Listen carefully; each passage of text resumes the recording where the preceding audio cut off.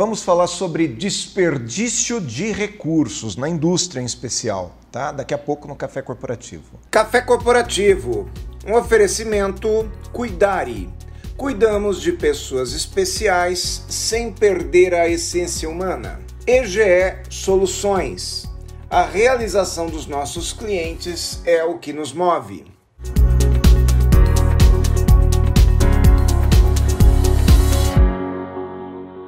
Café Corporativo aqui no nosso canal 25. Hoje nós vamos falar a respeito de desperdícios, de perdas de recursos. Interessante que dois engenheiros aqui de Jundiaí que resolveram solucionar uma das maiores dores da indústria, que é o desperdício de recursos. E para falar sobre isso eu trouxe aqui o Juliano Baeiro e o Adriano Baeiro, que são dois irmãos que eu tive a oportunidade de conhecer recentemente. Obrigado por terem vindo aqui ao café, viu, Juliano, Adriano? Muito obrigado por terem vindo. Nós que agradecemos aí o convite, muito bom sempre falar desse tema aí.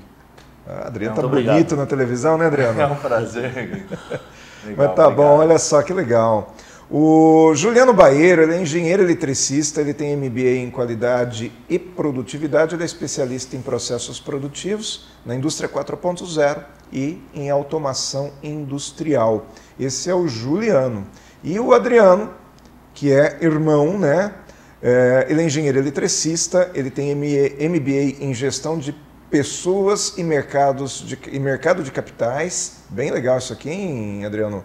E ele é especialista em qualidade de energia elétrica e segurança nas instalações elétricas e nas máquinas industriais. Muito bacana o currículo de vocês, parabéns. Agora a pergunta que eu quero fazer, de onde surgiu, Adriano, essa ideia de montar uma empresa para resolver esse problema aí da indústria? Conta pra gente essa história. Nós dois, né, a gente sempre foi da área industrial, né, sempre foi do mundo corporativo. Juliano trabalhou em uma multinacional, né, sempre trabalhou em multinacional americana e eu em multinacional japonesa. Então são duas culturas realmente que sempre buscam solucionar a causa, os problemas, né. Então trabalha com muita investigação de causa raiz, para identificar realmente o problema e propor ali uma solução confiável, né, para fazer os investimentos necessários ali e colher o fruto esperado ali, né? E aí vocês trocavam figurinhas antes de trabalharem juntos? Sim, por exemplo, sim, claro. A cultura americana é de um jeito, a japonesa é de outro. Exatamente. Como a gente está sempre na área de engenharia, fazendo projetos, né? Num almoço de família de final de semana, a gente conversando, né, viu que realmente existia essa preocupação, né, dessas empresas, principalmente de primeiro mundo, na questão de desperdício na indústria, né? Então muitos projetos eram voltados para resolver esse problema com desperdício.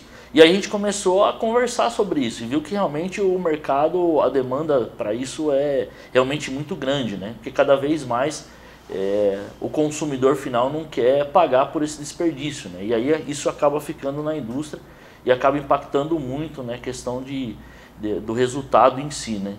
E hoje no Brasil, né, 50%, 60% do tempo a indústria está desperdiçando em alguma coisa. Né? Ou em energia elétrica, ou em água, ou em gás, ou em produtividade, né? Porque máquinas param muito, porque rodam na velocidade mais baixa do que deveriam, porque geram muito refúgio, né? Então, todos esses pontos, porque tem acidentes de trabalho, ou seja, que acaba... Segurança, principalmente segurança, né? Então, isso, por a gente receber muitas máquinas que já vêm de outros países, né? Ou muitas vezes sucateadas, então a gente tem essa dificuldade que acaba gerando aí, muitas vezes esses riscos, né, para o time operacional. E aí aumenta o risco. E aumenta o risco, exatamente, e aí acaba tendo várias perdas por horas, né? Sem falar o risco do negócio, né, para a indústria, sem falar a questão do time, né, em si por vivenciar um acidente, né? Então, a todos perda esses psicológica, pontos, né? Porque eu fico imaginando, eu trabalho muito com eu faço muitas palestras em CIPATs e a gente vê relatos de pessoas que ficam traumatizadas em função de um acidente e nunca mais elas conseguem render da mesma forma, né, Adriano? Quando a gente fala em perdas, né, em desperdício, a gente sempre tem os ganhos tangíveis, né? Ou as perdas tangíveis e as perdas intangíveis, né? Então, risco de segurança, como que a gente mensura isso? Não tem valor, como né? mensurar não tem uma número. vida, não tem como a gente mensurar o quanto isso representa, né?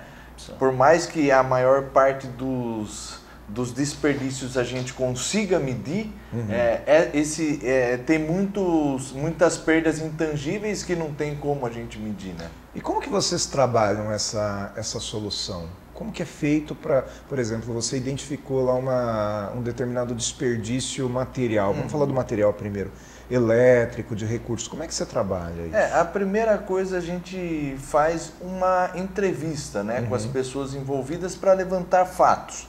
Né? Então, baseados, né, nesses fatos que é levantado pelas pessoas, manutenção, produção, processo, segurança, aí a gente entra com as medições. Né? Precisa casar os dois, né? Tanto os fatos quanto os dados, porque às vezes a gente acaba falando algo que nos incomoda, mas não é realmente o problema que está gerando ali os desperdícios. Entendi. Quer dizer, incomoda a mim, a você, mas não incomoda de uma maneira geral. Exato, não é aquilo que está afetando realmente toda a organização, onde está gerando o maior desperdício. Entendi. Nós costumamos juntar, né, sempre fatos e dados para realmente levantar uma oportunidade, ou as maiores oportunidades, né? E hoje muito você tem na indústria a questão do fato em si, do feeling, né, das pessoas que estão conduzindo, né, uma área produtiva, uma área de utilidades, né? Então o nosso trabalho em si é juntar as coisas, né, os dados e os fatos. O que você está querendo dizer é que não vale produzir a qualquer custo. Porque eu lembro de uma época onde a indústria queria simplesmente dar resultado. O que vale é bola na rede. Hoje ainda vale essa máxima ou nós já evoluímos? Eu acho que esse é um ponto extremamente importante, né? Não é só avaliar o quanto você produziu, mas como você produziu. E a que custo, né? E a que custo. Então, assim, a ideia é assim, não adianta você ter uma eficiência que você pontua ela lá como 50%, 60%, ou se alcance um volume para entregar para um cliente, mas esse volume, para fazer esse volume, você gastou o dobro do que você deveria gastar para fazer isso. Então, no final das contas, né, a conta não fecha. Porque o teu concorrente não gastou tudo isso para fazer, né? É isso que você quer dizer. Exatamente. E aí o produto dele vai ser mais competitivo no mercado. Porque você colocou o dobro de material humano para fazer, porque você colocou o dobro de energia para fazer, de todos os matéria-prima. Então, tudo isso, né, no final das contas, você conseguir entregar um volume e atender o cliente. Mas muitas vezes você não vai atender com a qualidade que o cliente precisa e muito menos gerando lucro para a empresa. Né? O cliente ele não quer pagar esse desperdício, mas ele também não fica satisfeito se você entregar para ele gerando muito desperdício. Ou se você entregar um produto de baixa qualidade. Exatamente. Então quer dizer que o investimento que eu faço para implantar essa melhoria na minha empresa, depois de um certo tempo eu vou perceber que ele se pagou sozinho, é isso, Adriano? Sim, exatamente. Na verdade tem muitos trabalhos que a gente faz, aí a gente entra um pouquinho nos cases, né, que é ver e agir. Então a gente monitora, levanta os dados, colhe os dados, apresenta, né, para essa empresa, e aí é ver e agir, e ele já começa a estar reduzindo os desperdícios que ele tem. Então, quando você entra numa empresa, você já consegue enxergar rapidamente onde que existe perdas? Sim, através dos fatos, sim, mas os dados, aí a gente entra com equipamentos de última geração que a gente tem, que é para monitorar e para levantar as informações, colher de fato o que aconteceu para a gente poder propor aí uma solução, alguma coisa nesse sentido. Tá? O que eu comentei, tem alguns que é ver e agir, né? Nós fizemos um trabalho muito grande em um terminal portuário que era containers reefers, né, que eles tinham containers refrigerados e congelados, né, e mudando a posição desses containers, né, os congelados eles estando mais próximo, né, mais ao centro de uma pilha, ele teve uma redução, um absurdo, né. Quer dizer, você fez uma mudança simplesmente de posicionamento. De posicionamento, não teve nenhum investimento, mas teve uma redução de consumo de energia que chegou a milhões no ano, né? Uhum. Mas agora, para você chegar a ter essa ideia de falar, olha, põe esse container aqui e não ali, você tem que ter dados. Exato. Não pode ser uma coisa só da suposição. Exatamente. O engenheiro chegou aqui, olhou para o negócio e falou, eureka, é isso. Não é assim. Monitora, vamos colocar o container nessa posição, monitora. Consumiu tanto de energia, agora vamos mudar. Consumiu, tal, e aí depois com esses dados, exato, a gente monta o nosso relatório e aí sim vai chegar qual que é essa economia pelas posições dos containers. Muito bom. O nosso trabalho, né, ele acontece de duas formas. Tá? E isso que a gente também passa para a indústria. Tá? Toda vez que tiver uma implementação de algo, precisa entender essa questão de desperdício. Em qualquer uma das áreas, sendo ela a parte de segurança, a parte de qualidade, a parte de consumo energético. Então você sempre tem que avaliar isso. Né? Então isso que a gente sempre passa para a empresa. Então às vezes, né, a gente se depara com projetos que vai sanar uma dor, mas vai gerar outros desperdícios. Sim. Então esse é um trabalho que a gente faz de conscientização também e a gente tem ajudado a indústria nisso e a indústria também tem percebido isso, né? Que precisa ser feita uma avaliação e uma validação das coisas. E se só consegue fazer um diagnóstico preciso e depois uma validação daquilo que foi implementado com dados também, não só com fatos. Muito bom. Tá? Então esse é o grande ponto. E uma coisa que o Adriano falou, né? Muitas vezes é ver agir. Então muitas vezes o payback, né? O retorno do investimento é dias, é semanas. Né? Nós já encontramos desperdícios, né? Fazendo um diagnóstico de vazamento, por exemplo, de gás, de gás e de ar comprimido, que é um reaperto. Né? E é algo que estava aí desperdiçando 60, 70 mil reais por ano.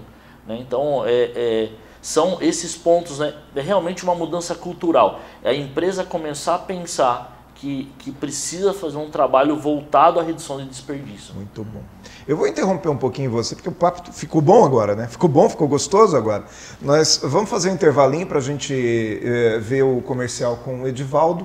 Na volta, a gente continua aqui com o Juliano e com o Adriano. Até daqui a pouco.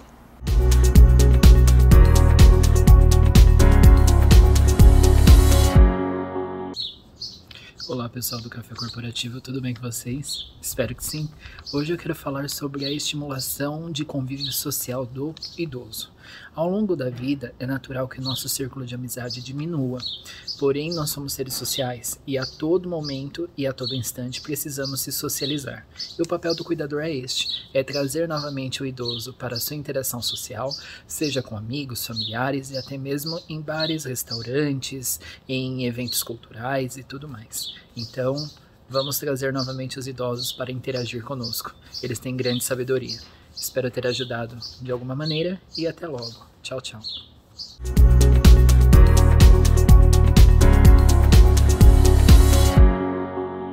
Café Corporativo aqui no segundo bloco. A gente acabou de ver o Edivaldo falando a respeito de convívio social. Fundamental, Edivaldo, fundamental a gente incentivar os veteranos a terem realmente um convívio social. E aqui no estúdio a gente volta então com o Juliano e com o Adriano falando de todo esse universo da indústria, né? Agora, a pergunta que eu queria fazer para vocês é o seguinte: qual é o maior desafio, Adriano, para a indústria identificar isso, para ela identificar que ela tem perdas? Por que ela não identifica sozinha? Primeiro é que muitas das perdas, né, eles nem sabem que tem. Né? É igual aquela dor que você mencionou no começo, né? É a dor que você acostumou com ela. Né? Aí quando vem alguém de fora e te fala assim, pô, se dói, é que tem algum problema ali, vamos investigar, né? E isso pode ser um problema que realmente gera 40%, 50% do seu desperdício. Né? Então, por exemplo, como um ser humano, ele está andando, ele está caminhando e dói, é porque tem algum problema ali. Mas se sempre doeu, ele não sabe que não dói, é isso? Exatamente. É mais ou menos isso? Exatamente. E vocês têm cases para contar, Juliano? Dá para contar algum case nesse sentido, de que você identificou um problema que nem a empresa sabia que ela tinha? São muitos cases, né? E quando a gente fala em mudança cultural, né, realmente a empresa caminhar buscando tratar dores. Então é basicamente isso. Então a gente tem alguns cases para contar, mas tem um case bem interessante, né, num cliente nosso, que a empresa apontava o grande problema como força maior. O que é força maior? É algo externo que não tem o que fazer. E aí a gente clima, aqui no Brasil é calor, por isso acontece. Principalmente voltado à qualidade de energia. Tá. Então a qualidade de energia que você recebe vem da concessionária. Então não tem muito o que você fazer, porque você não consegue intervir na concessionária de energia em si. E a gente viu que realmente isso não é o que acontece, né? A gente começou a fazer um trabalho dedicado onde você tinha lá 3, 4 paradas de fábricas por dia por problemas de interrupção de energia, fundamento de tensão, pico de energia, o que seja. E a gente começou a fazer um trabalho junto com a indústria para tratar alguns problemas internos que a indústria tinha e que ocasionava isso, e também um trabalho com a concessionária. Tem um case muito legal, né? Só complementando o que o Juliano falou, né? Que foi uma empresa que ela estava com problema de energia. Então todo dia, quando virava da concessionária para o gerador de energia, ela tinha uma queda. Tá. Toda vez era isso daí. Aí a gente chegou para fazer o nosso diagnóstico, conversou com o pessoal, eles falaram, não, isso é normal, não tem como você resolver, né?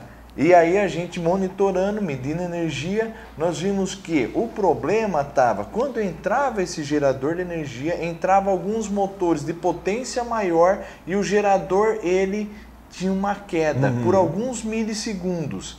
E essa queda ocasionou até na queima de servidores, da parte de CPD deles e ocasionou um prejuízo enorme para a empresa. Vocês contaram uma vez para mim, já faz algum tempo, sobre aquele problema das embalagens. Às vezes a empresa ela recebe a embalagem de um fornecedor e ela não percebe que aquela embalagem ela é inadequada para um armazenamento ou para sua máquina. Faz sentido? Foi um caso parecido que você me contou uma vez. Isso. Na verdade, eles estavam tendo sempre problema de parada de máquina, né? As máquinas paravam, mas qual que é o motivo? Não conseguia diagnosticar, estava sempre focando na máquina e, na verdade, realmente era essas caixas, né? Que elas vinham com dimensões, poucas variações de alguns centímetros, mas a máquina era muito precisa e essas variações estavam ocasionando a parada da máquina. Então a gente monitorou, chegou nesse diagnóstico e aí depois eles acertaram lá comercialmente, a caixa veio no padrão e a máquina voltou a produzir na capacidade dela. Isso é um ponto legal, né? Que quanto menos tecnologia você tem na indústria, mais sensível o processo fica. Né? Então mais você precisa da atenção das pessoas, mais você precisa de energias para produzir uma quantidade de produto específico.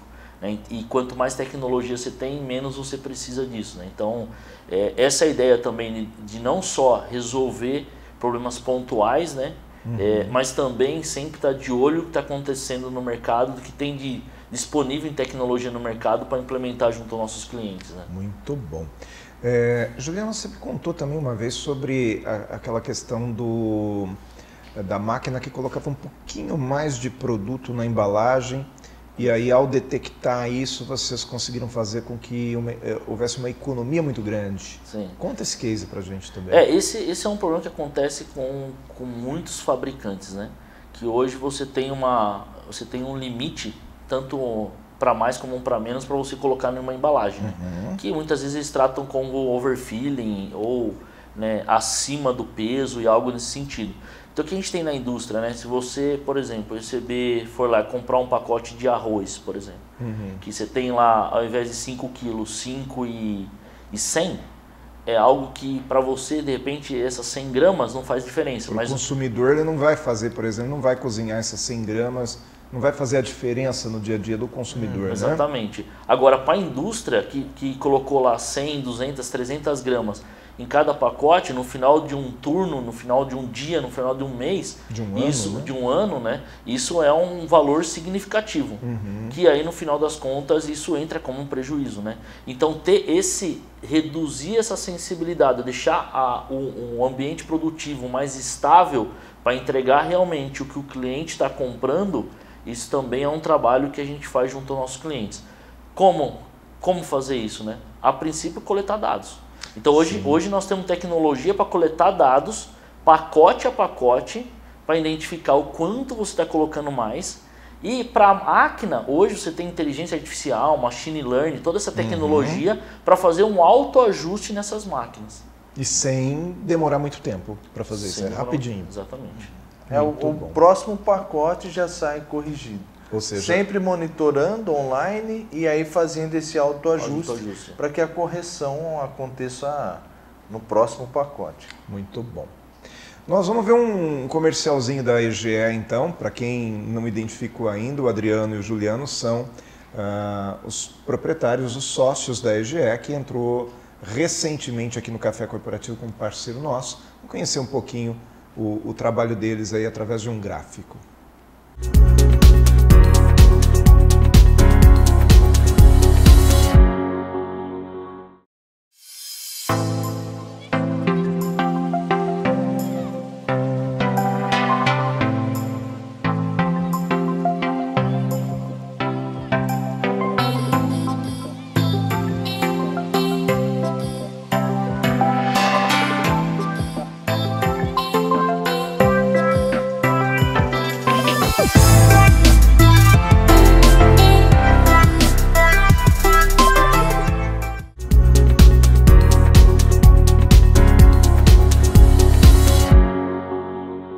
Mais cafeína aqui no nosso Café Corporativo de hoje com Adriano Baeiro, Juliano Baeiro, os brothers. Então quer dizer que é dessa forma com que vocês trabalham. Assim, a gente viu aqui no filmezinho que você pega um notebook, conecta com a empresa pela internet e ali você vê todos os dados, tudo aquilo que está acontecendo. É isso, Juliano?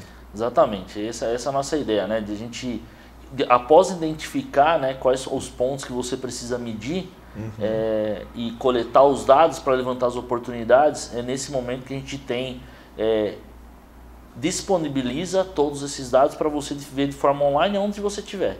Né? Então, tanto o time operacional como o time de gestão, ou executivos, ou os próprios proprietários, né, das empresas, eles vão ter acesso a todos esses desperdícios. Tá? É um monitoramento, né, um gerenciamento online de todos esses indicadores extremamente importantes, né? Então não é somente você lá implementar projetos para reduzir desperdício, é você acompanhar isso ao longo do tempo. E aí trabalhar com melhorias contínuas, né?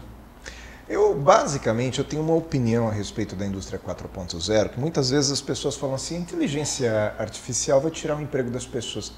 E eu entendo que não, tira o emprego.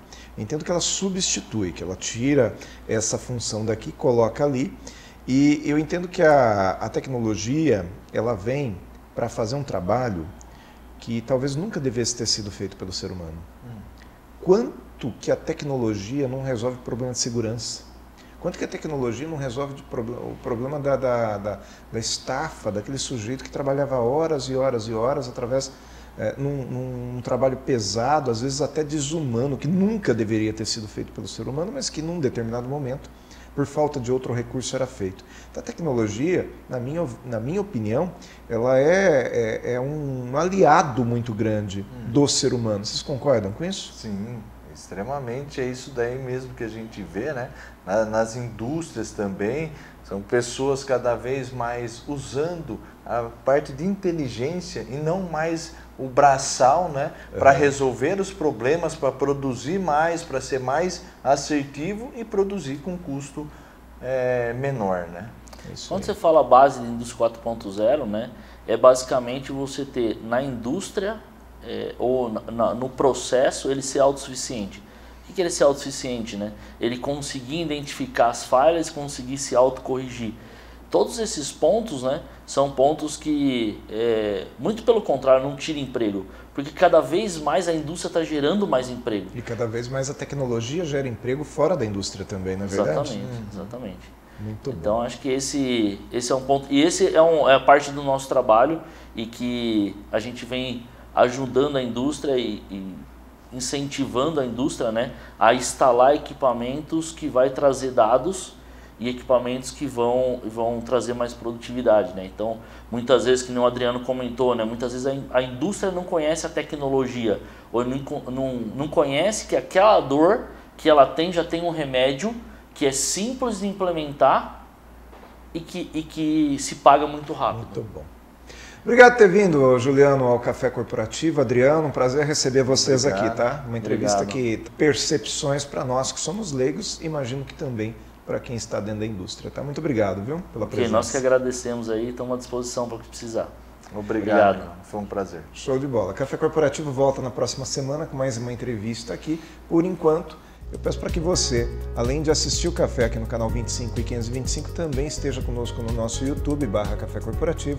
Aliás, clica lá em seguir o nosso canal, né? Se inscreva no nosso canal, mas também clica naquele sininho que é para você receber as notificações todas as vezes que entrar uma nova entrevista. Nós já estamos em quase 210 entrevistas, mais de 4 anos de Café Corporativo. E conto com você. Até lá.